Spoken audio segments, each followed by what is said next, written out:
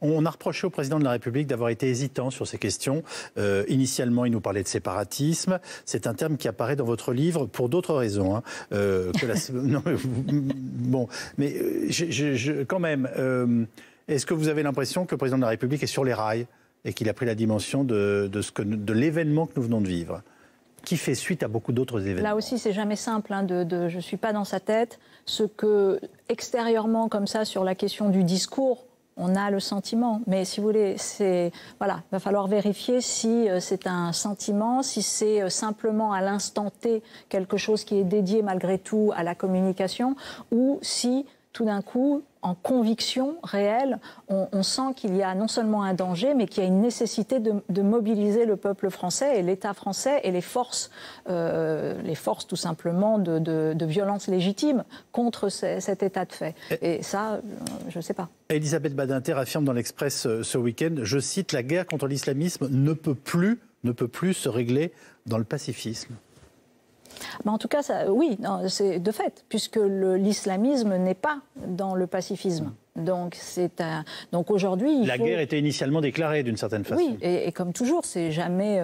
On est souvent celui à qui on déclare une guerre. Donc elle existe par quantité de moyens asymétriques, par quantité asymétrique au sens où c'est pas un État qui nous déclare une guerre. C'est quelque chose, c'est une menace qui est extraordinairement larvée, disparaissante dans la dissimulation, qui utilise encore une fois les codes et les idéaux démocratiques pour les retourner contre elle-même. Donc c'est difficile. Et maintenant, oui, je pense qu'il faut prendre la mesure, encore une fois, avec les outils de l'état de droit. Oui.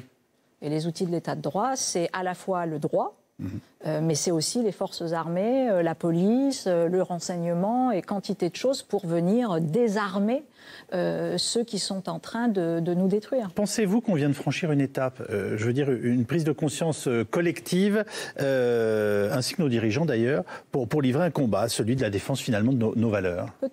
Peut-être, parce que c'est vrai qu'on n'a jamais entendu, j'entendais par exemple une parole, je ne sais plus sur quelle radio, très forte d'un proviseur, oui, qui tout d'un coup disait c'est hors de question, un élève ne peut pas parler comme ça à son professeur. En l'occurrence, c'était une jeune fille qui avait insulté son professeur, l'avait menacé, harcelé, etc. Ça s'est passé en Haute-Garonne, ça anticipait le drame que nous venons de vivre, mais voilà, du coup, il est devenu public depuis 48 heures. Et donc, c'est assez... Enfin voilà, j'avoue que j'ai été heureuse enfin d'entendre les autorités institutionnelles et souvent des écoles qui avaient plutôt tendance jusqu'à présent à calmer, à dire mais ce n'est qu'un épiphénomène, mais c'est quelque chose qui ne dit rien du plus grand nombre, etc. pour dire à un moment donné ça suffit.